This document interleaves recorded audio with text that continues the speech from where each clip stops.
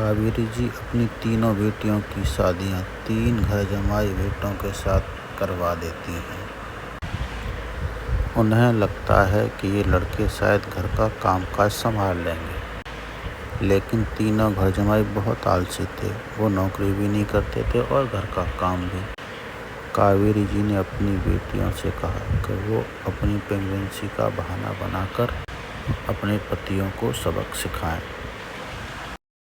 Mummy, आपने जैसा कहा था हमने वैसा ही किया, लेकिन देखिए ना, विवेक का हाल तो वैसा का वैसा ही है। घर में ना सुबह का नाश्ता बनता है और ना खाना। नौकरी पर जाने की बात करूं तो खाने को दौड़ते हैं मुझे। हाँ मम्मी, मैंने भी सुमित को कितनी बार कहा कि अगर नौकरी नहीं करनी तो कोई छोटी सी दुकान ही खोल लो। घर का खर्चा कैसे चलेगा? देखो, दोपहर के 12 बजने आए और जनाब अभी तक सो रहे हैं। हाँ मम्मी, ईशा और सुहाना ठीक कहती हैं।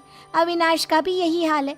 जब मैंने अपनी प्रेगनेंसी के बारे में कहा तो मुझसे कहने लगा, अरे दूसरी लड़कियां तो 9-9 महीने तक नौकरी करती है, बस डिलीवरी के टाइम छुट्टी लेती है। मोहिनी, तुम भी नौकरी करो।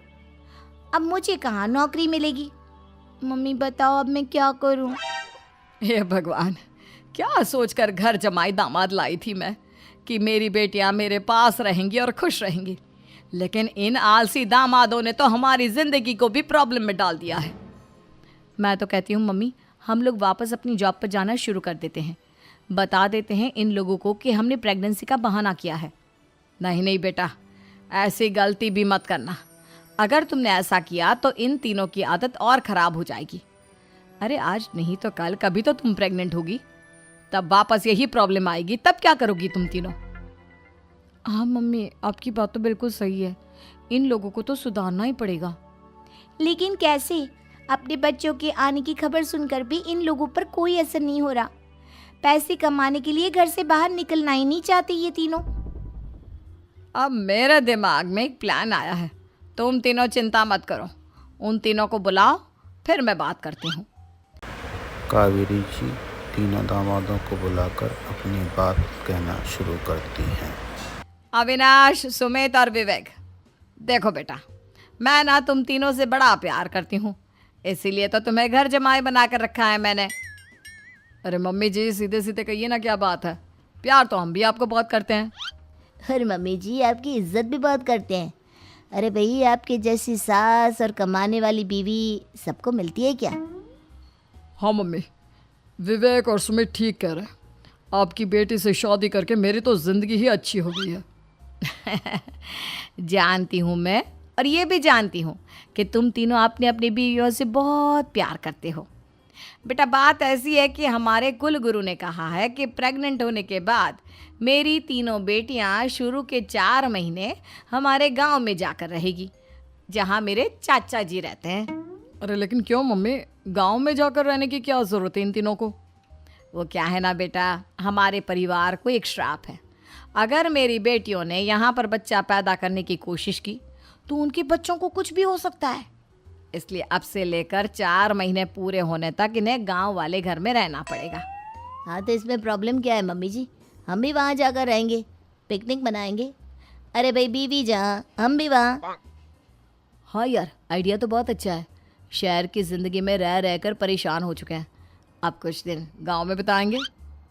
तुम लोग समझने की कोशिश क्यों नहीं करते? तुम में से कोई भी वहाँ नहीं जा सकता, और मैं यहाँ रहूँगी ना तुम तीनों के साथ। 4 महीने की तो बात है, उसके बाद ये तीनों ही लौट कर आ जाएंगी। ठीक है मम्मी जी, अब हमारे बच्चों का सवाल है तो ये तो करना ही पड़ेगा। कावेरी अपनी तीनों बेटियों को कुछ दिन के लिए बाहर शहर में कहीं और रहने के लिए भेज देती है।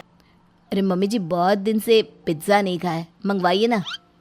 क्या बताऊं बेटा, पहले तो बेटियां खर्चा दे देती थी क्योंकि उनकी नौकरी थी, लेकिन अब तो मेरे पास पैसे ही नहीं बचे। थोड़े बहुत पैसे हैं जो बच्चों की डिलीवरी में काम आएंगे। लेकिन मम्मी जी, आपकी बेटियों को वापस आने में तो अभी बहुत वक्त बाकी है। वही सोच सोच कर परेशान हो रही हूँ। सोच रही हूँ कल से दूध भी बंद करवा देती हूँ। अब दूध वाले को देने के लिए पैसे भी तो नहीं है ना। अरे नहीं नहीं मम्मी जी, अगर दूध भी बंद करवा दोगी तो मुझे चाय कहाँ से मिलेगी? और चाय के बिना मैं तो मर ही जाऊँगा। क्या करूँ बेटा, इसके अलावा हमारे पास कोई ऑप्शन नहीं है। मेरे पास पैसे ही नहीं बचे। इस तरह कावेरी अपने तीनों दामादों को धीरे धीरे पैसा देना बंद कर देती है और घर में खाने पीने की चीज़ें लाना भी बंद कर देती है।